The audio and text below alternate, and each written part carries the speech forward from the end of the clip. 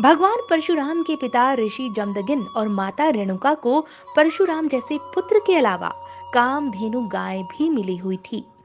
एक दिन ऋषि आश्रम से बाहर चले गए और उस दौरान कुछ क्षत्रिय आश्रम में आ गए।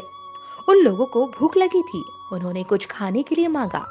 माता रेणुका के पास उस वक्त खाने के लिए कुछ नहीं था। वह सोच में पड़ गई, लेकिन फिर याद आया कि क्यों ना ये बात कामधेनु से बताई जाए।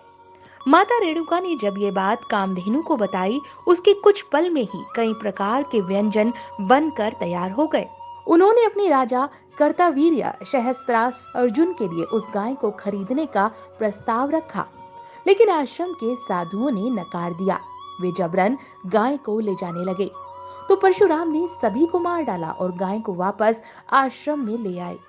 लेकिन इसके बदले में राजा सहस्त्रार्जुन के बेटे ने जमदगिन को मार डाला। जब परशुराम अपने आश्रम में वापस आए तो उन्होंने अपने पिता को मृत पाया। उन्होंने देखा कि उनके पिता के शरीर पर 21 घाव थे। इसके बाद परशुराम ने राजा के सभी पुत्रों को मार दिया। भगवान परशुराम युद्ध की कला में माहिर थे। परशुराम ने भीष्म पितामह को युद्ध की कलाएं सिखाई थी। इसके अलावा उन्होंने द्रोणाचार्य और कर्ण को भी शिक्षा दी थी। कहा जाता है कि परशुराम अमर हैं।